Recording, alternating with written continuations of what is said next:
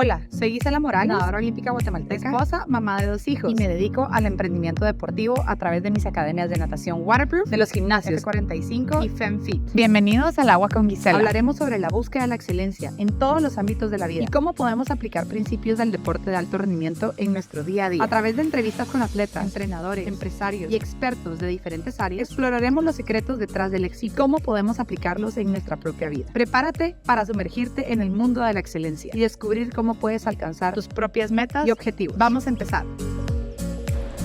Hola, bienvenidos a un episodio más de Al Agua con Gisela. La verdad que hoy tengo el privilegio y el honor de tener aquí conmigo a Andrea Cardona. Para quienes se recuerdan, escaló el Everest en el año... ¿Qué año fue? 2010. En el 2010, así que realmente creo que algo que nos gusta ver de Andrea es que no solo fue una persona que representó a Guatemala a nivel mundial, sino que nos sigue representando y está súper metida en todo el tema de bienestar, en el tema de salud, ahora como mamá. Yo creo que es una mujer al final del día que se destaca a nivel nacional y para mí la verdad que me encanta poder traer mujeres así, porque al final todas tenemos cosas similares y yo creo que tanto ustedes como nosotros, yo también aprendo mucho de las invitadas que tengo, así que espero le puedan sacar el máximo provecho al día de hoy, así que bienvenida, Andrea. Gracias, estoy feliz de compartir contigo, con tu audiencia, y creo que yo te conocí, ¿verdad? Como en esa época de 2010, estabas entrenando para las Olimpiadas. ¿Tenía hijos? No.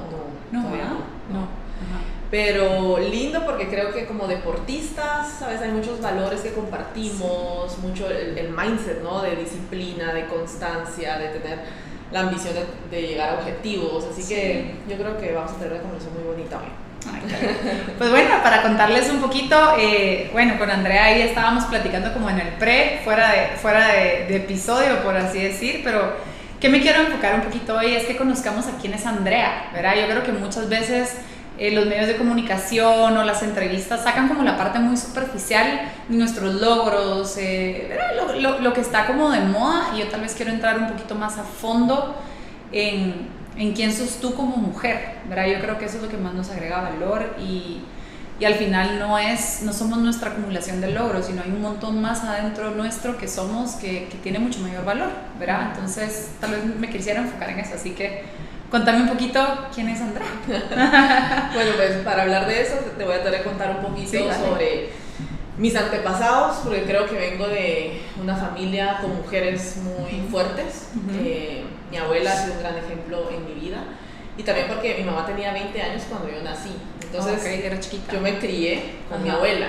Mi abuela era maestra, con un carácter, ¿sabes?, muy fuerte. Ella se quedó viuda a los 35 años. Y le tocó irse a trabajar lejos de la ciudad, lejos de sus hijos. ¿Tú vivías fuera de la ciudad, verdad? ¿O dónde vivías tú chiquita? Yo vivía en el lago Atitlán. Sí, ¿verdad? Y me recuerdo que salimos a correr una vez y me contaste esa historia. Sí. Pero en este caso, mi abuela se va a trabajar fuera y sus hijos se quedan en Guatemala. Y entonces, pues nada, ella desde lejos, ¿verdad?, los está cuidando, está trabajando para poderlos mantener. Y mi mamá, que era la mayor, se quedó encargada de sus hermanitos. ¿Cuántos hermanos eran tu mamá? Eran 5. Ok. Y mi mamá era la mayor, y de hecho uno había fallecido bebé. Y entonces a veces es como un ambiente bastante retador, pero lo que me enseñó sea mi mamá que mi abuela es que no importa el contexto en el que tú te desenvuelvas, tienes la oportunidad de trascender, ¿sabes? Es como al final cómo logramos no hacernos víctimas de nuestra realidad, sino más bien tomar esas piedras del camino como peldaños y seguir adelante. Entonces yo te comento lo de mi mamá y lo de mi abuela, porque cuando yo me propuse hacer el Everest, lo que mi mamá me dijo es, si tú te lo propones, es porque lo puedes lograr. O sea, como muy relajada, digamos. Muy relajada y muy confiada, porque creo que a ellas les tocó superar tantas cosas difíciles, que el Everest por lo menos era un reto que yo estaba escogiendo, ¿me entiendes? No me tocó una vida difícil. Mi mamá, a pesar de todo, se graduó de médico y cirujano, tiene un título en Europa, en España, en Holanda, se fue a vivir a varios países, aprendió varios idiomas. ¿Sabes? Como mi mamá es un gran ejemplo como de superación. O sea, tu mamá se fue a estudiar, continuó con sus estudios, y por eso tú te criaste con tu abuela, porque se quedaron acá con tu abuela, ¿o cómo? No, con mi abuela solo cuando yo, o sea, los primeros años. Porque mi mamá en ese entonces, que tenía 20 cuando me tuvo, todavía iba a estudiar medicina. Entonces, entre eso y las prácticas del hospital, no la veía casi nunca. Y por eso me crié como par de años con mi abuela, pero después ya fue con mi ¿Y tú mamá. Y mi tienes mamá hermanos? somos tres. ¿Tres mujeres, hombres? Yo soy la mayor mujer, mi hermana y una hermana. Okay. Y luego mi mamá se volvió a casar, tuvo otros dos, mi papá tiene otros dos, así que somos una familia grande. Ajá. Entonces, bueno, así que ¿quién soy yo? Yo creo que me crié con mucha confianza de mí misma, porque mi mamá me daba esa confianza. Mi mamá decía, con tal o sea, con que tú te responsabilices por las consecuencias de tus decisiones, todo bien, puedes hacer lo que querrás. Yo me recuerdo, ya vivía en el lago Atitlán a los 15 años, en San Marco, La Laguna, y conocí a un montón de personas que viajaban por todo el mundo. Así decían, y vendiendo pulseritas. Entonces yo empecé a imaginar que yo me puedo viajar el mundo entero. Eso no es una limitación.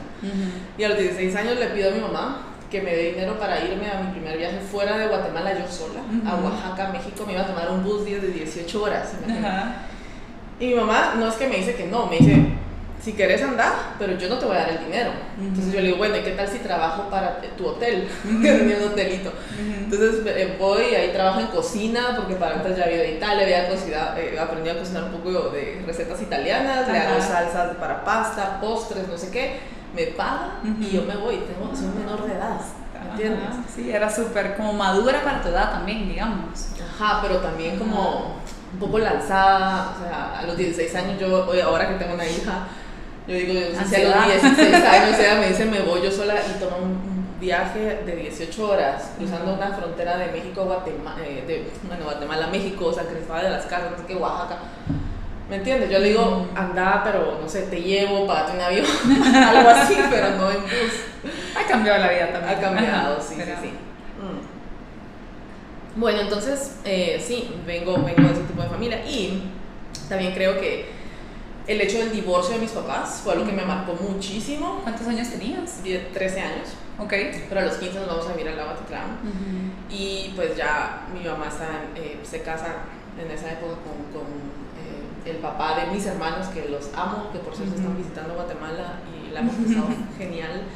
Pero el tema es que mi realidad cambió muchísimo porque mi hogar era muy tranquilo, ¿sabes? Papá y mamá, para mí era la pareja perfecta, los veía siempre bien, los dos guapos, los dos que se amaban mucho, íbamos a la iglesia, o sea, era así como una familia feliz, según mi perspectiva, y todo estaba bien. Y de repente un día hay una nota, mi papá dice, me voy, tenemos problemas, adiós.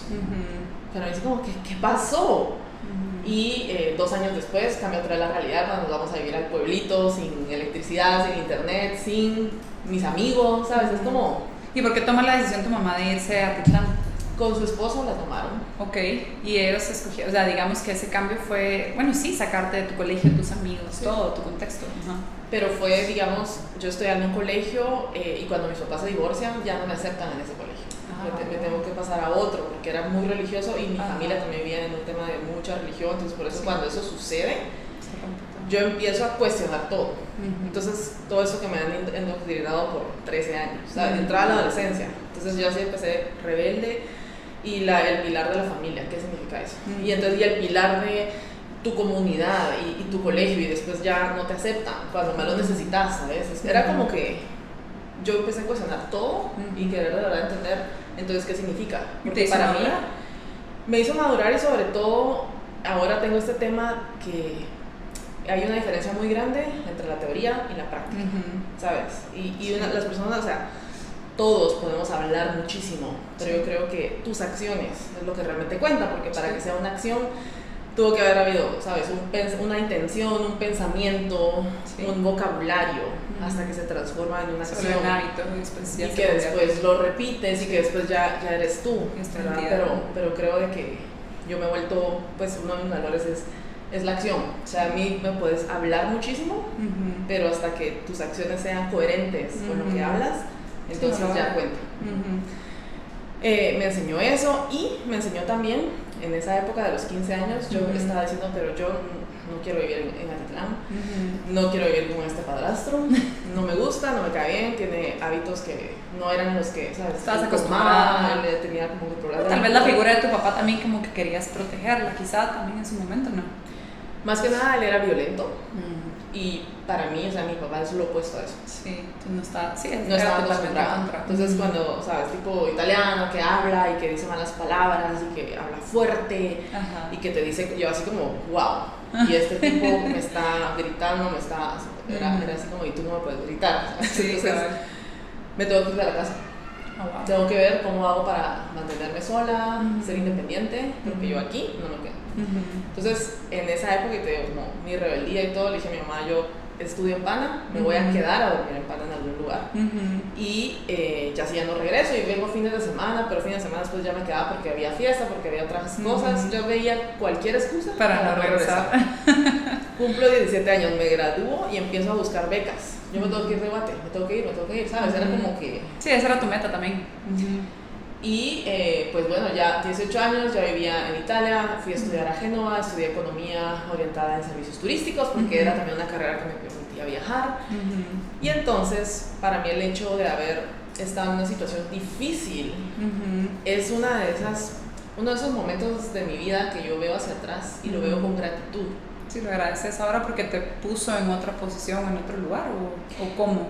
Fíjate, porque yo pienso, si yo hubiera estado en un hogar estable y feliz, como lo era antes, a mí no se me hubiera ocurrido irme. O, ponte que se me hubiera ocurrido irme. Hubiese sido tal vez, no sé, un poco mayor. No hubiera sido como con el ímpetu que tienes cuando sabes que tienes solo un camino y que es hacia el frente. Sí. Cuando sabes que tienes varias opciones. Entonces dices, vamos a explorar, vamos a ver qué tal me va, vamos a ver si me gusta la U, vamos a ver si me gusta carrera, vamos a ver. Pero yo decía, no, yo tomo este camino y tengo que ser exitosa porque yo no quiero regresar.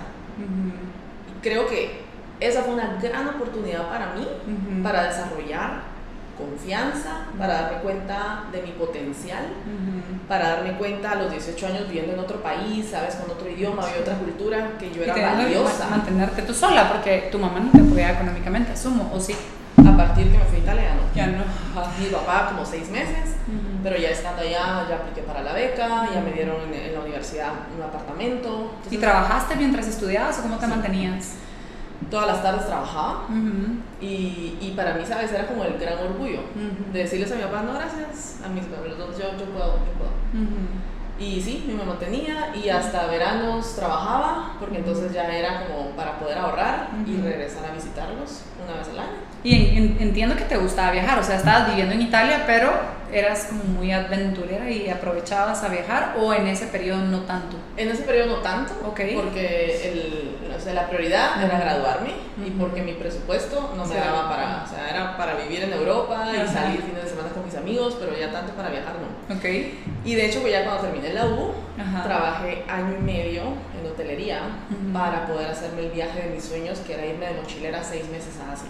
Ay, qué alegre. Y ahí sí. ¿Y si lo lograste? ¿Si te fuiste de mochilera? Y cuando voy a Nepal conozco por primera vez el campo base del Everest. Y es en ese viaje que entro en contacto con el mundo de las montañas. Pero tú nunca a todo esto eras o no eras deportista, o sea, eras una persona que le gustaba mantenerse en forma o hacías ejercicio, o cómo empezó eso, digamos.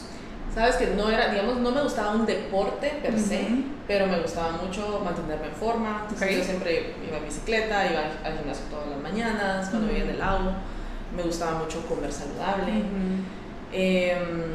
Me encantaba la naturaleza y me encantaban los retos. Entonces creo que con la montaña vi que esas 3 cosas que yo amaba estaban juntas, pero no tenía un deporte como la natación, o me encanta el básquet, o me encanta...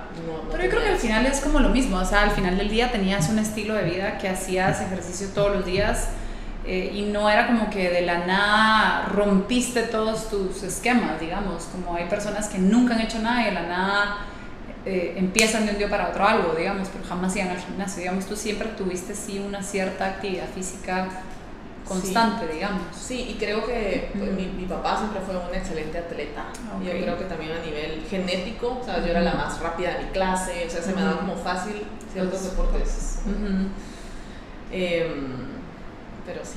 Entonces, interesante, ¿verdad? Cómo, o sea, que digamos que tú podrías decir o pasarle crédito a tu crianza en la parte de esa aventura, el deseo de superarte, el deseo de ser exitosa, el encontrar una manera de tú estar sola, digamos, y de valerte por el mundo, sentís que nació en ese momento, digamos, cuando se rompieron todas las estructuras familiares? Yo creo que sí, yo creo que tuvo mucho que ver. Seguramente cada uno de nosotros tiene ciertas tendencias o una personalidad, ¿sabes? Que un reto no te baja, sino que los retos son los que es como son un motor que te ayudan a ser mejor. Que dice, hay una personalidad que se llama el challenger, ¿verdad? Yo soy esa personalidad. Hay otras personas que los retos los bajonean y es muy difícil o necesitan de más personas para poder superarlos. Hay diferentes personalidades. Pero sí, en mi caso, no sé, y también como hermana mayor, yo fui casi la primera nieta de ambas familias, entonces yo era así como, bueno, soy como el ejemplo, un poco la punta de lanza, todos los demás son chiquitos. Y yo, ¿qué tanta diferencia de edad hay entre tú y tus hermanos? 2 con mi hermana, 3 con mi hermana y 5 con mi hermana. Ok.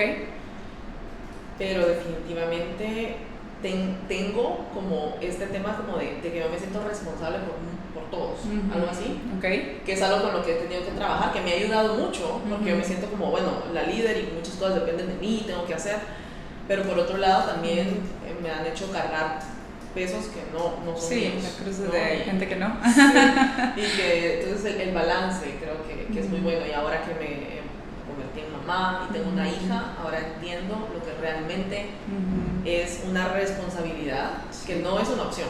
No. Y entonces ya no se devuelve. me he enfocado tanto en eso y yo pues he sentido que antes tenía tantas amistades o tantas dinámicas de relaciones varias que eran mucho que yo me ocupaba, ¿sabes? Que yo siempre estaba ahí para ellos, estaba tratando como de ayudarlos a resolver cosas y mi hija me ha ayudado mucho a hacerme entender, o sea, poner mis límites y de verdad hacerlo con quien sí lo debo de hacer. Sí. Válido. Y otra pregunta, digamos, es interesante ver cómo, digamos, a tus 13 años todas tus formas de crianza, tu religión, esquema familiar se rompió. ¿Cómo eso te afectó, digamos? ¿En algún momento tú te separaste de la religión? ¿Rompiste con eso? ¿Te afectó o no te afectó ese rompimiento y esa separación de tu familia en conseguir pareja, en traer situaciones? Porque todos traemos ciertamente nuestra crianza o las dinámicas de nuestros papás a nuestras relaciones y aprendemos tarde a veces, ¿verdad? Pero ¿cómo eso impactó tu vida al día de hoy? Buenísima pregunta. Creo que todo, bueno, por un momento y por un periodo más bien de mi vida, yo cuestioné todo, así que religión, no, entre teoría y práctica, ¿verdad? Quiero entender bien eso. Familia, yo decía, nunca en la vida me quiero casar y no quiero tener hijos. Sí, como que te habías metido eso en la cabeza. Quiero ser libre, quiero ser nómada, no quiero tener raíces en ningún lugar, quiero viajar el mundo, entonces yo puedo ver cómo eso me ayudó, ¿sabes? Tal vez hacer cosas fuera de la caja, fuera de lo común, tener la oportunidad de viajar a 60 países, ser nómada por 5 años. Eso no lo hubiera hecho con una mentalidad diferente. Eso me ayudó mucho. Non-attachment, así. Pues yo no soy nómada, soy gitana, dice Shakira. Entonces ya me voy. Por otro lado, en el tema de religión, yo no sabía cómo abordar ciertos problemas. Porque antes decía, bueno, voy a orar, voy a pedir, voy a, ¿sabes? Ya tienes el chip. Pero perdiste tu fe, o sea, ¿no perdiste tu espiritualidad o también te afectó si veías a algo más o algo más allá de ti? O sea, lo que pasa es que hubo una transición en donde yo ya no quería saber de esa misma religión, porque además yo estaba conociendo, por ejemplo, vas a India, sí, es más, todos son hindús y budistas, no existe la figura como de Jesús, no existe la Navidad. Tú dices, aquí la gente, o sea, no es violenta, no me está tratando de convencer de nada. No sé. Entonces yo decía, y es gente buena, y es gente que tiene una espiritualidad. Iba a otro país y observaba lo mismo, ¿no? Que es una sociedad que se apoyan, que tienen valores muy lindos de familia, que tienen, y no tienen la religión como yo la conocía. Claro. Entonces ese era como mi cuestionamiento. Entonces, ¿qué es? Entonces, ¿de qué depende? Entonces, ¿necesitas eso para ser una buena persona? ¿O no tiene nada que ver? Y entonces, ¿por qué no tenemos una posición de más apertura hacia otras religiones y otras culturas, en donde entre ellos se respetan muchísimo, se ayudan muchísimo, y nosotros tenemos como, cuando estás en el tema de religión, ese mal hábito de tener mucho juicio. Sí, como que solo personas, lo que es mío es la verdad absoluta, en vez de verlo desde diferentes ángulos. Ajá. Exacto. Entonces, por un tiempo, bueno, igual crecí con eso, ya no tengo esto, estoy considerando todas esas otras posibilidades, quiero mantener mi corazón y mi mente abierta para no estar juzgando a personas que son distintas, sino más bien aprender. Y luego encontré en el budismo no una religión, porque las religiones al final tienen un tema pues ritualístico y cultural que no me pertenece, pero sí la filosofía. Sí, como que las prácticas. Es el estudio de la mente, o sea, el budismo es el estudio de la mente, es como que hubiese sido la psicología de hace 2500 años. Entonces, cómo la mente funciona, y tienen preceptos como muy simples, pero muy profundos a la vez, en donde te dice, por ejemplo, que la causa del sufrimiento es el apego. Entonces, cómo tú puedes amar, pero no tener apego. Cómo puedes tener cosas, ¿no? Sin apegarte. Y decís, sí que fácil, pero la práctica no funciona. Sí, ¿cómo lo intentas hacer? ¿Cómo lo pones en práctica? ¿Cómo de verdad tenés? Y entonces el budismo te propone, bueno, entonces para no tener apego, aquí tenés este camino óctuplo, ¿no? Que te dicen de pensar bien, de hablar bien, y tiene como que ciertas prácticas que tú haces, pero tiene mucho que ver de estar presente, de poder apreciar las cosas con esa presencia, ¿no? Y cuántas veces lo tenemos. Entonces es como cualquier práctica, como cualquier deporte. O le dedicas tiempo y eres intencional y tienes un objetivo con eso para poder medir cómo, o se vuelve solo otra teoría. Sí, válido. Entonces creo que con la escalada, con las montañas, cuando me pasaba meses adentro de la naturaleza, sin celular, sin ver sí, te desconectabas completamente. Haciendo algo repetitivo, respirando, porque tú sabes muy bien con la natación, cómo tu respiración manda tus movimientos, tu ritmo, tu paso, cómo con eso puedes decir voy a gastar menos energía, voy a gastar más, tienes tus diferentes ritmos.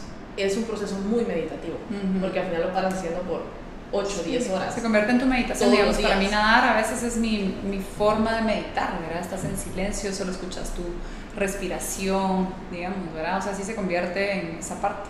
Pero digamos, regresando un poco, ¿cómo aplicas ahora? O sea, ahora que tenés a tu hija y que estás en esa crianza y que ya pasaste por la religión, pero también por el, no sé, budismo, por otras prácticas, por otras formas de pensamiento, ¿cómo, digamos, qué decidiste tú tomar hoy para la crianza de tu hija? ¿Cómo la estás formando con esa mezcla de aprendizajes que tú has tenido en tu vida? Entonces, mira, si para mí hubo un reto más difícil que el Everest, fue precisamente hacer paces con ese pasado, transformar mi victimismo de adolescente a mi madurez, y de verdad creo que mi logro más grande no fue, bueno, subir las montañas, hacer todo lo que hice, sino precisamente tener a mi familia. Porque tienes mucho que perdonar, mucho que sanar. Y de todos modos, y es un riesgo enorme, ¿no? Y algo que me hirió mucho. O sea, yo no quería volver a exponer así mi corazón y volver a arriesgar. Ay, no, ¿será que sí me voy a casar? ¿Y si me divorcio? Y si a mi hija le hago lo mismo que yo viví, ¿sabes? Sí. Es como que no llevas un montón de temas que yo creo que, pues en algún punto, la compasión para mí es ahora algo que yo me repito mucho porque solía exigirme demasiado, ¿sabes? Y esa misma exigencia, ¿sabes? La tenía con mis papás, como con las expectativas que tenían de ellos que no me cumplieron, que yo pude hacer mucho mejor el trabajo yo sola que ellos, ¿verdad? Tratándome de cuidar. Y entonces es también decir, y justo antes de mi matrimonio, o sea, mi esposo me propuso, nos fuimos a Tulum a ver lugares para casarnos, y mira, hubo un momento en donde ya casi no querías. Le digo que ya no, porque me estaba muriendo del miedo. Era como ese miedo del fracaso. Exacto. Y ahí tuve la terapia, y muy linda, una señora de México que me estuvo ayudando muchísimo, que hacíamos ahí nuestras sesiones virtuales, porque le decía, mira, es que yo tengo miedo que de no lograr sostener esto, porque yo he sido exitosa y las cosas me han salido bien sin apegos. Sí, o de esta manera. Y yo nomás siento que algo, yo me agarro mi mochila o mi maleta y me voy. Ajá. No tengo que estar acá tratando de resolver las cosas. Ajá. Y ella me dice, mira Andrea, te cuento una cosa, ninguna pareja en el mundo sabe cuánto tiempo va a durar su matrimonio. Entonces me dice, pero imagínate qué valioso va a ser para ti, para tu crecimiento, que tengas un espejo todos los días de alguien que te importa y viceversa. Y donde te diga, hey, mira, yo te conocí cabal en esa etapa, en la etapa que no querías casarte, y decía, o sea, me encantó me encantó tu personalidad porque eras como muy abierta. Yo creo que en ese momento yo era muy estructurada y cerrada. Entonces conocerte fue así, ay, qué rico, qué frescura, ¿verdad? Y entonces ahora conocer tu otra versión, full dedicada como mamá y en tu matrimonio, digo, o sea, qué lindo, ¿verdad? Pero también de plano tuviste que haber pasado por cierta... ¿verdad? O sea, esa como crisis de romper patrones antiguos, que todos tenemos que romper patrones antiguos. O sea, lo que te funcionó hace días no necesariamente te funciona hoy, y muchas personas solo seguimos así, porque así creemos que así somos, ¿verdad? Y en vez de probar cosas nuevas. Y qué bonito ver que probaste algo diferente y que te está gustando y que estás siendo exitosa en esa algo nuevo, en esa nueva etapa. Y sabes, trato de no ponerme presión, porque al final de nuevo todos estamos haciendo lo mejor que podemos. Sí. Y si pudiéramos hacer mejor, lo haríamos. Ajá. Y creo que también así con mi hija, porque yo así me dice mi esposa, es que tú agarras la maternidad como que fuera la montaña. Querés ser pilísimas, querés entrenar y te entregas. O sea, solo con decirte, acabo de cumplir 4 años, acabo de hacer las paces y decir, bueno, mi amor, te doy lactancia hasta los 4 años. ¿Le diste lactancia 4 años? Oh my goodness, sí, eso. Entonces mi esposo me dice, no, o sea, bájalo. Porque ella me dice otro, yo le digo, pero ¿cómo voy a...? Si todo mi tiempo está dedicado, pero, ¿me entiendes? O sea, esto tiendo a ponerme un poco intensa con el tema en el que estoy. Claro. Entonces, de nuevo, yo sé que son otras cosas que necesito balancear, y después ya este año me empecé a dar la oportunidad de hacer viajes, de hacer otras cosas, de empezar a entrenar otra vez, que a mí lo había dejado. Como que te habías apegado, tal vez no te apegaste a una relación, pero te apegaste a tu hija, tenías ese como te aferraste un poquito. Creo que lo sentí como que fuera un gran reto. A mí o sea, sentía que difícil. Cada 3 horas me tengo que despertar, estoy desveladísima, pañal, ¿entiendes? Entonces es como que te acostumbras a ese ritmo. Sí. Entonces de repente así, ok, ¿qué necesito hacer? ¿Cambiar el pañal? ¿Darle a comer? ¿Me entiendes? Y después me costó relajarme y decir, ya no necesita tanto. Y tienes además mi esposo, que tenemos de verdad una dinámica muy bonita de pareja. Él asume su rol de padre y yo el de madre, y ahora pues ya se las dejo, y ellos juegan, ellos tienen una relación hermosa, y ha sido muy lindo. Entonces hasta ahora para mí creo que es mantener siempre el balance y hacer lo mejor que puedo, o sea, darme crédito por eso, en lugar de pensar como antes, podría ser siempre un poquito más, un poquito mejor, un poquito más. Que vale. Creo que es lo que como deportistas nos pasa. O sea, sí, yo siempre estoy buscando eso, cómo puedo ser mejor, pero también entendiendo de que tengo límites ahora, y mi error era esperar todo para mañana, o no celebraba nunca. Yo lograba un objetivo y ni siquiera me tomaba el tiempo de sino que era, bueno, ya terminé, ahora que toca, ¿verdad? Entonces darme ese tiempo de disfrutar 2 o 3 días, tampoco es que dure mucho tiempo la emoción de un logro, ¿verdad? Yo creo que me doy el tiempo de celebrar ahora y tratar, pero sí cuesta un montón, porque cuando uno es muy exigente internamente, uno lo exige también a otros, ¿verdad? Y eso es creo que lo difícil, ¿verdad? En Academia Waterproof seguimos creciendo. Nueva sede Zona 10, sede Interamericana, sede San Cristóbal y sede Zona 16. Contamos con el mejor programa de enseñanza en Guatemala, diseñado por la nadadora olímpica Gisela Morales, impartido por instructores altamente capacitados, piscinas semiolímpicas climatizadas, cómodas duchas y vestidores, y un amplio parqueo. En Waterproof te enseñamos a salvar tu vida y a nadar con calidad. Vive la experiencia Waterproof. Y ahora, tal vez entendiendo un poquito, Andrea, quiero, digamos que obviamente llegamos a tu etapa de donde conociste Nepal, y eso fue lo que quizá te inspiró a empezar a escalar, ¿verdad? Pero ¿en qué momento tú tomas la decisión final de esto quiero yo y lo voy a hacer? O sea, porque me contaste fuera de episodio que tenías un negocio de turismo y así fue como empezó, ¿o cómo? Durante el viaje al campo base del Everest, el primero de Ajá. mi vida, allí conozco a personas de Brasil que me ofrecen la oportunidad de empezar a ser guía de turismo de aventura. Ajá. Qué chido. Y decía, bueno, pero yo me gradué de economía, mi trabajo va a ser más en temas administrativos o de guía, pero me dicen, mira, es que puedes viajar el mundo gratis, básicamente. Ajá. Y yo, ok, ¿y cuántos viajes? Y digo, sí, son como unos 8 viajes al año, o sea, tenía 6 meses libres. Wow. Entonces, durante mi época de, digamos, temporada de trabajo, Ajá. viajaba, y Ujú. cuando no estaba viajando por placer. Entonces hice, por ejemplo, 2 temporadas en un velero.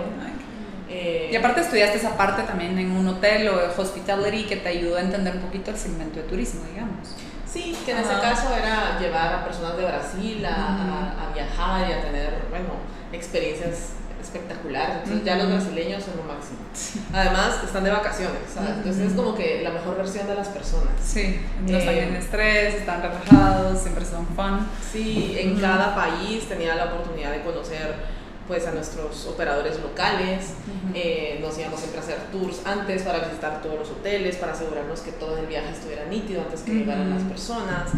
Conoces además, lo más interesante, las culturas, la historia, todo lo lindo que aprendes de cada destino que haces. Entonces a veces en esos 6 meses que no trabajaba, abríamos destinos nuevos. Entonces nos íbamos a lugares un poco menos turísticos, por ejemplo que a las Filipinas, a Mali, en África, lugares que son poco visitados, para poder abrir nuevos itinerarios. Ajá, y que la gente como que tuviera diferentes opciones. Ajá. O teníamos un grupo VIP en Brasil que viajaba todos los años y quería siempre un destino diferente. Y entonces como parte del proceso para ellos, siempre íbamos a hacer como que el scouting del lugar, de los hoteles, de los servicios, para después llevarlos a ellos. ¿Y cómo de eso a escalar? O sea, ¿qué o quién o en qué momento te inspiró? 2 años y medio después de estar haciendo ese trabajo, Ajá. escaló mi primera montaña nevada. Ok, pero digamos, ¿Y ¿tuviste eso? alguna persona que te jaló? O sea, ¿quién te inspiró en empezar a escalar? O sea, no lo habías hecho antes. Mi expareja de Brasil, él ok. guiaba también, y él me dice, mira, tengo que ir a guiar una montaña, pero él era súper deportista, Es que había escalado antes. un montón, Ok. pero no solo eso, whitewater rafting, Ajá. un viaje de bicicleta de 6 meses desde Katmandú hasta Dharamsala en la India. Bueno, Él- sí, era súper deportista. Ajá. pero a él le gustaba como todos los deportes que tuviera que ver con naturaleza y aventura. Y yo le decía, mira, yo soy feliz yendo al campamento base, Ajá. pero a escalar montañas, es que me dice, es que tú no miras esa montaña y como que te ves hasta arriba. Yo, no. Yo te voy a decir en dónde me veo. Dice, mira, primero que yo era asmática, Ajá. soy súper friolenta. O sea, ¿cómo crees de que yo me voy a visualizar ahí arriba de esa montaña nevada? No es para mí. Me dice, no, hombre, venite. Y de todos modos, si no lo logras, o si alguien quiere bajar, te bajas, pero por lo menos date el chance. Y yo, ay, bueno, va. 15 días después, expedición y todo, Ajá. nadie desiste, y yo como que seguí. Ah, tú me estás estaba esperando que alguien se congelando, diera por vencida. sí, congelándome los dedos y diciendo así, ¿qué estoy haciendo acá? Nunca más, hasta enojada con él. Ajá. Nunca más le vuelvo a decir que sí a hacer estas cosas. Y después llego a la cumbre de esa montaña y era epifánico. O sea, y es, no sé por qué, no sé si es porque tienes poco oxígeno, no sé si es porque el esfuerzo fue mucho en tu cuerpo, ¿sabes? Pero es como que una vez así, llegas y lo logras, y así como me puse a llorar, porque estaba así como, wow, no puede ser que lo haya logrado. Y a pesar de todo, yo veía a la gente toda feliz, y después todos abrazándonos, y después la vista del amanecer desde allí, y toda la cordillera del Himalaya. Y resulta que ese momento fue clave, porque después me dicen, mira, ves ahí, ese es el Everest. Pero se ve solo un poquito más alto que donde estamos. No se mira tan challenge, digamos, en ese momento. No se Ajá. veía tan intimidante como desde la base. Ajá. Y entonces, como era mi primer nevado, yo decía, ay, yo que creí que ni lo iba a lograr en esta más baja de 6.200, que igual es alta, pero Ajá. ¿y será que puedo lograr de esta, que es 8.850? Pero, ¿sabes? Es como ver algo desde otra perspectiva. Y de nuevo, hablábamos mucho de la acción, de qué diferente es decir palabras, Sí. ponerte a la acción y hacer las cosas suceder. Pero ya cuando lo haces y dices, me sentí cansada y todo, pero lo logré, aquí estoy, pensaba que ni siquiera iba a aguantar. Entonces te abre más posibilidades, es como que el horizonte se vuelve más amplio, y eso fue la primera vez que dije, ¿será que podría escalar como el Everest? Porque ya iba 2 veces al año al campamento base. Sí. Conocía a personas que lo iban a ir a escalar. Lo único solo es que pensaba que estaban locos. Y no tomabas la acción tú de hacer eso también. No me interesaba. Ajá. O sea, es para locos o suicidas, pero no para mí. Latina, asmática, se ha ido friolenta, nada que ver. ¿Sabes? Hasta que lo haces. Entonces, qué lindo poderte dar la oportunidad de hacer cosas nuevas y descubrir nuevas pasiones. Claro. Porque como hablábamos antes, igual la montaña no es que fuera algo completamente nada que ver a mi realidad, sino siempre me ha gustado la naturaleza, me gusta retarme, y he sido una persona activa, ¿no? Me gustaba siempre pues el tema físico, me gusta, no tenía un deporte per se. Claro. Pero yo bajo y digo, yo quiero ver cómo hago para escalar el Everest. Y ahí empezó, digamos. Y ahí empezó. Ahora otra pregunta, digamos, que tengo que hacer estas preguntas porque siempre me lo preguntan cuando digo que, o ahorita que estuve diciendo que iba a venir Andrea a grabar el podcast, y te voy a tener que hacer esas preguntas, me imagino que te las hacen, pero bueno. ¿Cómo hace una mujer con su periodo menstrual si quiere escalar? O sea, asumo, pero no sé, que se les corta el periodo menstrual, pero ¿y si no? ¿Cómo te cambias? ¿Te pones el Tampax, el Kotex cuando, no sé, medio te abrís y te estás congelando? O sea, ¿cómo es todo ese tema? El tema de hacer pipí, popó en la montaña, y el tema del periodo menstrual. Mira, para empezar te quiero contar que cuando soñé con escalar el Everest y vi las estadísticas, solo el 5% de las personas que habían llegado a la cumbre eran mujeres. Wow.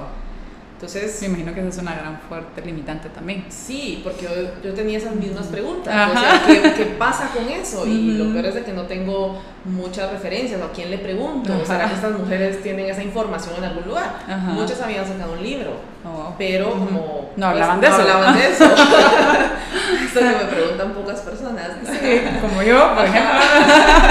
Entonces yo, bueno, sí tenía las mismas incógnitas. Al final yo voy donde el médico y le cuento que voy a ir a una expedición de 2 meses y que obviamente eso es muy inconveniente y que quiero ver cómo hace para cortarme todo. Me dice, pues Andrea, el problema es que porque vas a estar en mucha altura, la sangre produce muchos glóbulos rojos que compensan la falta de oxígeno, y eso quiere decir que más sangre, o sea, tenés más se vuelve muy espesa. Entonces, si él me daba algo para cortarme todo, era peligroso. El riesgo de trombosis aumentaba. Entonces me dicen, no puedo, tenés que pasar por eso. Pero no fuiste con un médico de water, fuiste con un médico que tenía mayor conocimiento de eso. Sí, en ese entonces, porque como viajaba mucho, creo que estaba en Brasil y fue así como que antes de la expedición. Pero resulta que cuando estoy ahí, por la altura, la presión, ¿sabes? Es como que ese primer día y el segundo son espantosos. Te da más cólicos. Más cólico, y te despiertas y tienes los ojos hinchadísimos, todo así hinchada. Y me imagino que nadie planifica escalar con el periodo, tal vez se quedan en la base mientras estás con tu periodo menstrual, o si hay gente que escala con el periodo menstrual. Mira, yo lo que sé es, era la única mujer de la expedición. Okay. ¿Tú en ese momento? Sí, y esos 2 días que yo tenía, o sea, los primeros que eran muy dolorosos y no tenía nada de energía, yo me quedaba en la base. Y mis compañeros iban a hacer sus aclimataciones, sus ciclos. Podía ser que coincidía con los días como down, donde no teníamos que hacer nada y que solo estábamos recuperando energías para ya subir más alto, porque cada vez que cambias de altura, tu cuerpo sufre bastante. Pero sí tuve que pasar por eso. Y si te digo, es duro, y agradezco que no haya coincidido en los días de cumbre.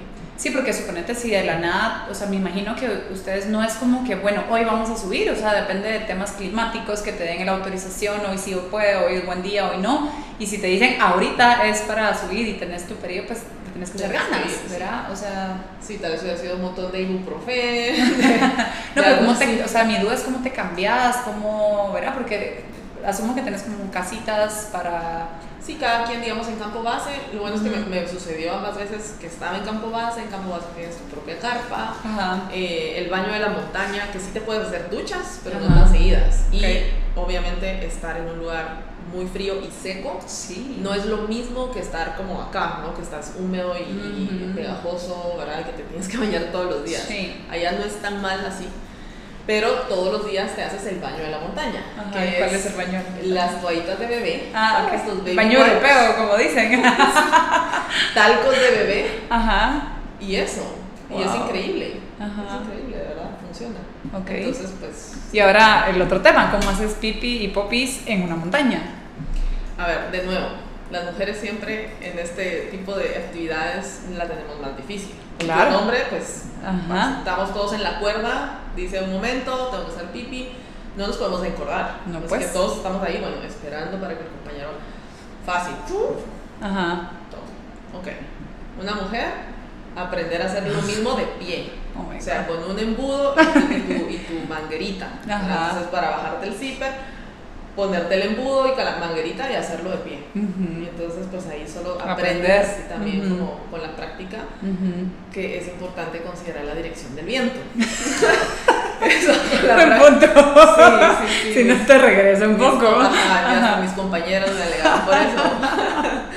Buen punto. Y bueno, el otro tema que eso era lo más incómodo, pero mira, es increíble. Yo en 2 meses conocí más a la gente con la que subí que en años a todos mis De amigos. plano, pues, ¿entiendes? con esos temas. Porque los 3 en una carpa, o sea, 2 compañeros y yo, para ir al baño, solo salías como que de la puertita de la carpa, porque luego tienes como que la base y luego tienes como una capita encima. Ajá.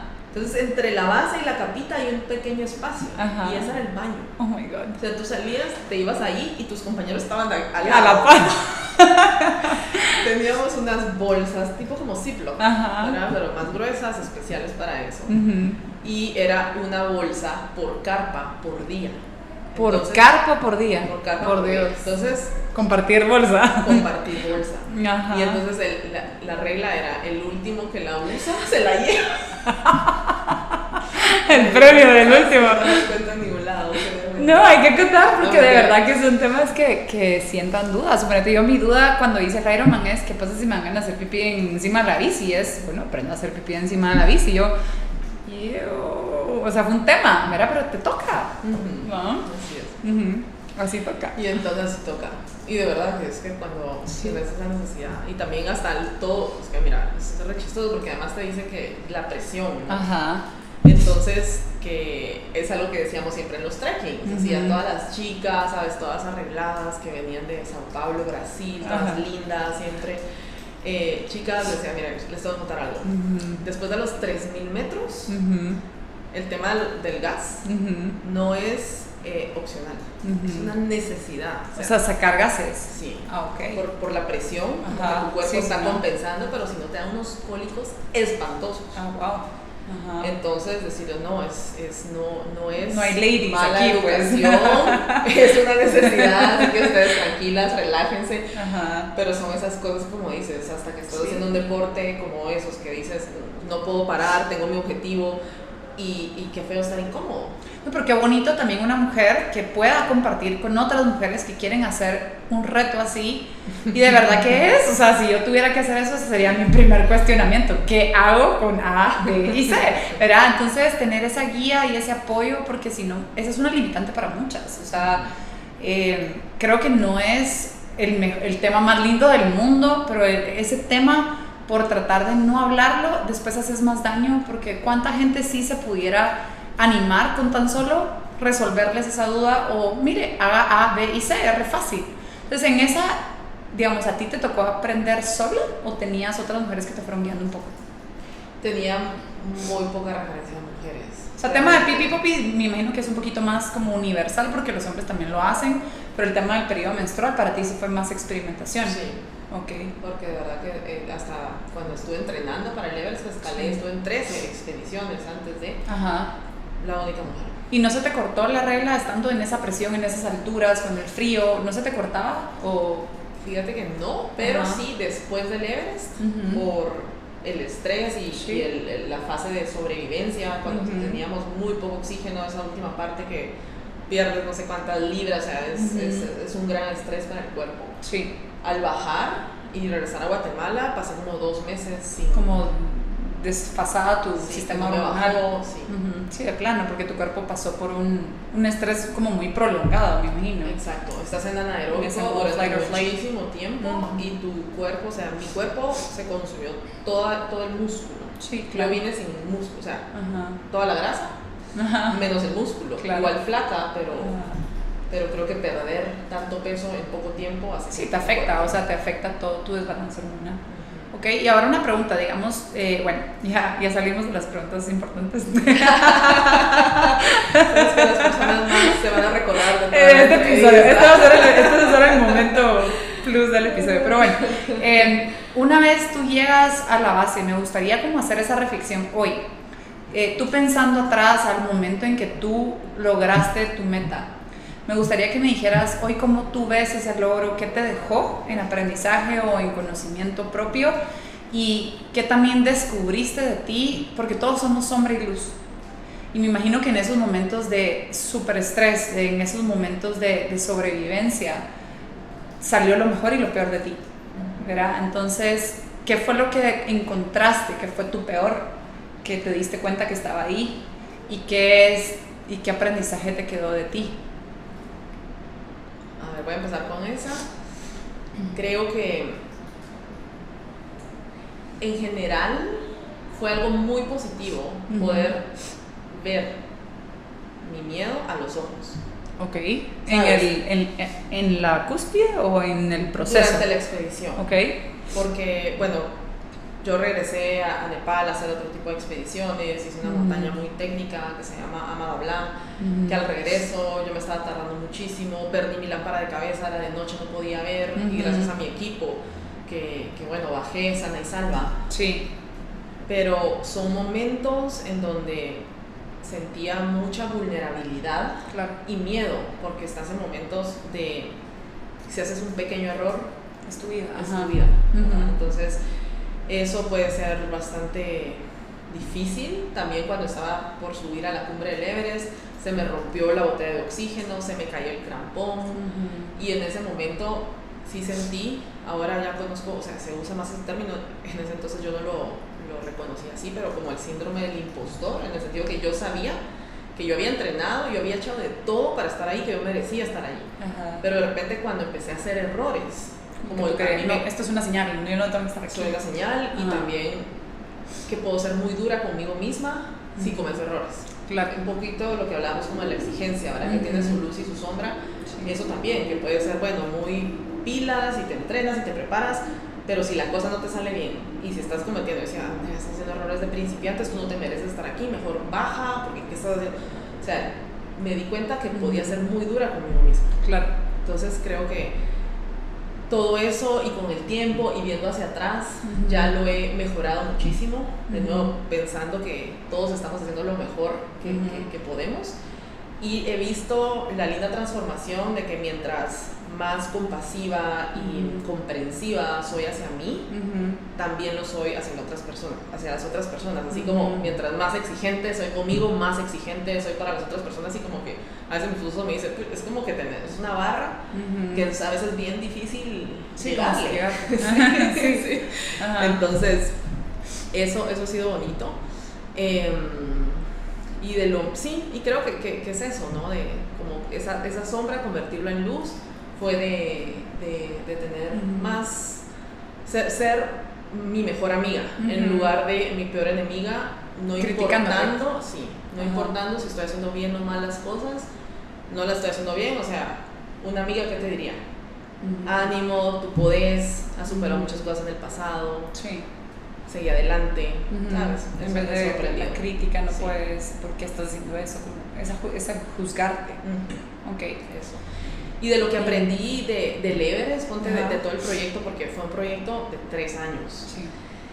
Todo comenzó con esa primera experiencia de escalar una montaña, y a partir de eso tener una visión, que en mi caso esa visión, yo quería ver el mundo desde el punto más alto del planeta, ¿sabes? Porque es como que la vista desde ese nevado fue tan hermosa y me inspiró tanto y fue tan epifánica que decía, pero ¿cómo se ve desde el punto más alto? Porque solo hay una vista. Entonces esa me ilusionaba mucho, pero es como cuando tú tienes una visión, luego tienes que armar tu plan. Sí, todo como el pues, patrocinios, dinero, hospedaje, todo el proyecto. Todo el proyecto. Ajá. Previo a eso, creo que hay dos cosas que son bien importantes y que hoy las aplico en otros proyectos. Pero una de esas es de verdad investigar, ¿verdad? Porque decía, bueno, ¿cuáles son las estadísticas? Ok, 1 de cada 3 personas que lo intenta lo logra. Solo hay una expedición cada año. ¿Cuánto presupuesto ¿Solo necesito? Solo hay una. Yo pensé que había más. ¿Cuánto presupuesto necesito? ¿Qué necesito hacer para mi proceso de entrenamiento? ¿Sabes? Entonces es como de verdad tomarte el tiempo para investigar, es como hacer tu investigación de mercado antes de hacer tu plan. Claro. Y en ese proceso de investigación fue cuando empecé a aprender de las historias de otras mujeres que lo habían logrado, que como habían tan poquitas, así las busqué y todas eran pioneras en su país, pero que encontré la historia de una escaladora inglesa, pero ella no era escaladora, ella era periodista y se fue a cubrir una expedición al Everest. Entonces iba como documentando el viaje de alguien más, pero exacto, al final y desde la base, o sea, y desde la base. Ajá. Y al entrar en contacto con el mundo de las montañas le encantó tanto que entonces se volvió una montañista, se entrenó durante muchos años. Okay. Tiempo después se convierte en la primera inglesa. Entonces, para ella, o sea, más bien para mí, la historia de Rebecca Stephens, como se llama, fue fundamental porque ella me representaba mucho. O sea, yo me identificaba con su situación. O sea, yo no soy montañista, pero tengo la ilusión y el sueño de subir el Everest. Tengo que convertirme en una montañista con mucha experiencia para lograrlo. Claro. Entonces me leí sus libros y cuando le escribo un correo además me responde y me ayuda y me dice, mira, este fue mi entrenamiento, así fue como lo hice. Qué bueno. Entonces creo que otra cosa, ¿no? Cuando ya tienes una visión, poder encontrar tu mentor o tu mentora, o por lo menos un modelo a seguir, un ejemplo de persona que ya haya logrado lo que tú tienes y tratar de estudiar qué fue lo que hizo, cómo lo logró. Porque ponte que entre toda la investigación tú puedes decir también, pero si solo 1 de cada 3 personas que lo intentan lo logra, y si solo el 5% son mujeres, ¿yo qué voy a ir a hacer ahí? Sí, como que usar el estudio para preparación, más no para creer que uno no lo puede lograr. Ajá, porque las estadísticas pueden que sean muy negativas, ¿sabes? Y son estadísticas, son hechos, no son como opiniones. Pero de todos modos, buscar las historias positivas, o sea, las personas, aunque sean poquitas, ya hay personas que ya han logrado lo que tú quieres. Yo creo que eso es como, o sea, se aplica toda la vida, ¿verdad? O sea, al final del día, ¿cuántos accidentes de vehículo hay? Sin embargo, todos tomamos la fe todos los días de manejar y lo que nos divide es una línea amarilla que está, o sea, tenemos que tener la fe que el que está en el otro carril no se va a pasar a nuestro carril, ¿verdad? O sea, si nos guiáramos por estadísticas, quizá muchas personas dirían, yo no voy a manejar, ¿verdad? Pero creo que también es como ver, ok, pero está la estadística negativa y está la estadística positiva, ¿en qué nos queremos enfocar? ¿Verdad? También el enfoque.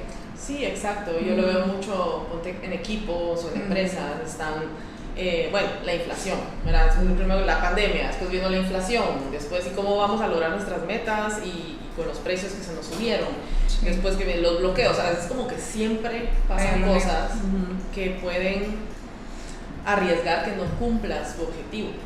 Pero al final es decir, si nosotros nos despertamos ese día y decimos, tengo que lograr esto, pero tengo esos obstáculos y ahorita casi nadie lo va a lograr, o sea, nos enfocamos en esto o decimos, ok, ¿qué es lo que sí podría hacer hoy? Igual, que no necesito, no sé, manejar y que haya un bloqueo, sino que más bien puedo hacer una llamada, puedo avanzar en otras cosas para mientras, porque creo que esta mente positiva es lo que realmente nos hace avanzar. Válido. Y digamos, yo creo que todos esos aprendizajes son, qué lindo, ¿verdad? O sea, creo que tuviste mucho tiempo de introspección en la montaña y tal vez para cerrar este episodio me encantaría saber, oye Andrea, porque podríamos seguir, la verdad que quisiera hacerle 1000 preguntas, pero yo creo que también para ir cerrando el episodio del día de hoy me gustaría que nos contaras cuál es tu Everest hoy, digamos, ese reto hoy, ya sea personal, ya sea cambios de... mejoras propias que tú tienes que hacer, porque creo que todos tenemos diferentes Everest en nuestra vida, ¿verdad? Yo creo que tenés tu Everest quizá una meta que te pusiste, quizá cambiar algo de ti que no te gusta, o estás lidiando con cambio de comportamiento y esa es una meta difícil para... O sea, yo creo que cada quien tiene diferentes Everests, pero ¿cuál podría ser el que tú estás hoy? Mira, yo creo que para mí fue muy importante encontrar mi propósito de vida. ¿Y cuál es tu propósito? Mi propósito de vida es, mira, en mi Ikigai a mí me salió enseñar. Y yo me di cuenta desde chiquita, yo jugaba que era la maestra de mis hermanos y mis vecinos. Todo lo que yo aprendía me gustaba transmitírselo. Igual que tu abuelita, digamos, un poco. Algo así. Entonces me fascina poder, ¿sabes?, transmitir todo lo que aprendo. Me llena muchísimo cada vez que doy una charla, cada vez que veo a las personas en Volcán, cada vez que puedo compartir un poquito. Me gusta mucho aprender también de las otras personas, me gusta ese intercambio de conocimiento. Y creo que ahora ya no estoy así como, ay, la ambición de quiero esta meta, sino que para mí lo importante es que cada día, ¿sabes?, cada día cuente. Sí. Y para mí cada día contar es hacer lo que me apasiona, ¿verdad? Lo que está alineado con mi propósito, y luego hacer las cosas que me dan bienestar. Entonces me da mucho bienestar la vida saludable, entonces que le dedico media hora a hacer ejercicio, a alimentarme bien. Le dedico a tener un buen cafecito con mi esposo, tener una buena conversación. Luego a jugar con mi hija el tiempo que pueda, pero estar enfocada, ¿sabes? Estar como en su mundo. Sí, estar ahí, no estar ahí pero con el teléfono, digamos, estar presente. Exacto. Y yo trabajando desde casa y como emprendedora me cuesta. Entonces yo tengo que decir, ok, esta hora no uso el celular, lo tomo por otro lado y estoy solo con ella. Las relaciones, ¿no?, con mi familia, con mi mamá, con mi papá, que tal vez a él no lo escucho tanto, pero a mi mamá, somos como mejores amigas. Entonces creo que para mí, no sé, terminar un día bien vivido es como que a mis pilares más importantes de la vida, haberle dedicado esos bloques de tiempo, que aunque sean cortos, pero que sean con presencia. Claro. Porque eso siento que es, y bueno, llevar a cabo, o sea, un poquito de los proyectos que tengo, ¿verdad? Que ahorita quiero hacer mi proyecto escalable de tal, el proyecto del podcast, que también te voy a invitar, por cierto, el proyecto, ¿verdad?, que tengo con las niñas de la Alianza, o sea, tengo como que varios proyectos y es como ahí dedicarles un poco, tal vez no es de todos los días, pero que sí a nivel semanal. Sí, va sumando. Va sumando. Entonces ya no veo la cumbre o llegar a los objetivos como mi destino, sino que yo digo, a través de las cumbres, a través de los objetivos que cumplo, estoy viviendo mi propósito. Claro. Y eso es, bueno, no sé, digo, en la montaña me pasó, en Nepal viví la tragedia de la avalancha que mató a 3 de mis compañeros, luego la del terremoto que mató a 19 personas, a la doctora de mi expedición, novia de mi líder. Y decir, la vida no sabes hasta cuándo la vas a tener, es un regalo.